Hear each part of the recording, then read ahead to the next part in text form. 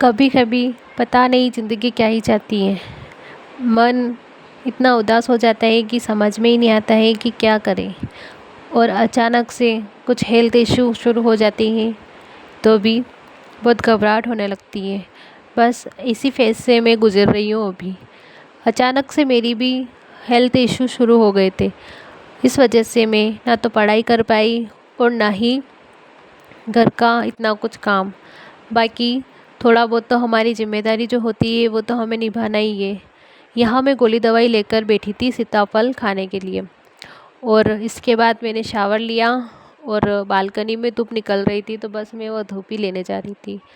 हर औरत के लाइफ में ये दिन आता ही है जहाँ वो ऐसे फेज़ से गुजरती है कि न चाहते हुए भी उसको बिल्कुल रेस्ट की ज़रूरत होती है।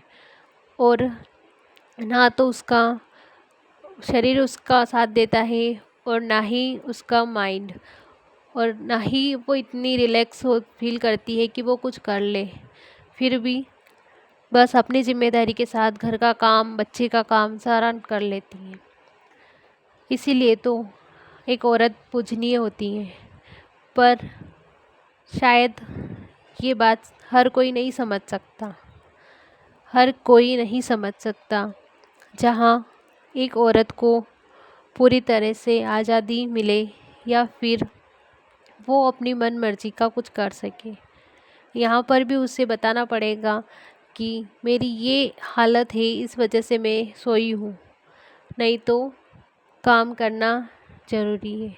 चाहे वो जॉइंट फैमिली में रहे, चाहे वो अलग, पर उसकी लाइफ में भगवान ने काम ही लिखा है कि उसको ही घर के काम करने हैं। पता नहीं ऐसा क्यों। और वो कभी थकती नहीं है। अगर थक भी जाती है तो वो बोलती नहीं है कि मैं थक गई हूँ। पर फिर भी सबके माइंड में एक बात तो आती है ना कि क्या मैं इन्हीं के लिए हूँ। सोच के बताना। मेरी भी सिचुएशन कुछ ऐसी थी। थक हार कर भी मैंने सारा काम किया, सफाइयाँ करनी, सब कुछ। और फिर मेरी ही शादी की सीढ़ी लगा कर बैठ गए थे, जहाँ मैं मेरी बेटी के साथ देख रही हूँ। पूरी फैमिली है यहाँ पे और ये देखकर अंदर मुझे ही देखकर नाच रही है क्योंकि उसमें गाना बज रहा था। मूड ऐसा हो रहा था तो सोचा कि कुछ अच्छा करें। इस वजह से फिर शादी की ही लगा के बैठ गए, जो कि मैं मेरे पियर से लाई हुई थी। और यहाँ मैं मेरे भाई को तैयार कर रही हूँ, जो कि एक बहन के लिए सबसे बेस्ट मोमेंट होता है। तो मैंने सोचा कि ये भी कैप्चर कर ही लेते हैं और यूट्यूब पे अपलोड करते हैं। शायद कभी मोड़ हो तो ये देख तो ले, थोड़ी बहुत ही झलक सही, पर मन को हमेशा सुकून देती है।